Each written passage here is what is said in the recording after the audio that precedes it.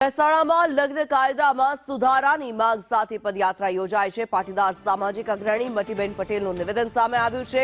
સરકાર નિયમોમાં વચગાળાના કોઈ સુધારા કરે તેવી માંગ કરવામાં આવી છે। ભાગેડું લગ્ન કરાવનાર સાક્ષીઓ દીકરીઓની જવાબદારી લે, ખરાબ કૃત્ય કરનાર યુવક વિરુદ્ધ કડક કાર્યવાહી કરવામાં આવે।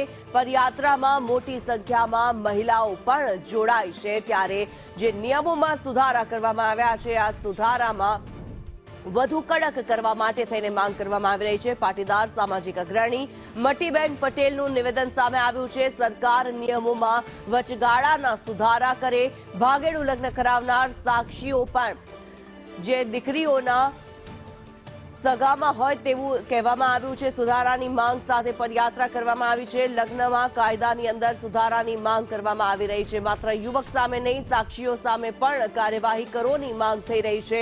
ભાગેડું લગ્ન મામલે પાટીદાર સમાજ દ્વારા જે માંગ કરવામાં આવી રહી છે, ભાગેડું લગ્ન કરાવનાર સાક્ષીઓ જ દીકરીની જવાબદારી લે તેવું કહેવામાં આવ્યું છે।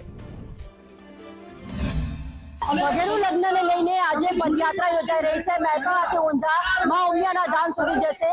જે ભાગેડું લગ્નના કાયદા છે તેમાં કડક નિયમો બનાવવામાં આવે અને દીકરીઓ જે છે કે આવા જે અસામાજિક તત્વો છે તેમનો ભોગ ન બને તેને લઈને એક પહેલ કરવામાં આવી છે। જે હર્ષ સંઘવી સાહેબે જે રજૂઆત કરી છે એ બહુ સારી કરી છે, પણ એમાં એવું કીધું છે કે ભાઈ 25 દિવસ સુધી તમે એને સમજાવો, મનાવો અને પછી એમ કે પેલું થાય। પણ આ તો લગ્ન નોંધણી કરીને પછી 25 દિવસ સુધી છોકરી છોકરો બહાર જતા રહે તો એમાં આપણે પછી કશું કરી ન શકીએ। 50% એવું પણ હોય છે કે મા બાપને જો ખબર હોય કે આ દીકરી મારી કયા ઘરમાં જાય છે તો એ 100% રાજી થતા હોય છે। જેવી રીતે મારી પણ ધર્મપત્ની મેં એ રીતે જ નક્કી કરી છે કે સ્વતંત્રતાનો અધિકાર જે છે તે પણ ન છીનવાય અને જે સાક્ષીઓ હોય છે તેમની પણ જવાબદારી આવે અને જે યુવક મેરેજ કરીને દીકરીને લઈ જાય છે તેને પણ કોઈ તકલીફ ના પડે અને જો તેને કોઈ તકલીફ પડે તો તેના ઉપર પણ કડક કાર્યવાહી કરવામાં આવે તેવા નિયમો સાથે આજે પદયાત્રા જે છે તે ઊંઝા ઉમિયા માતાએ પહોંચશે।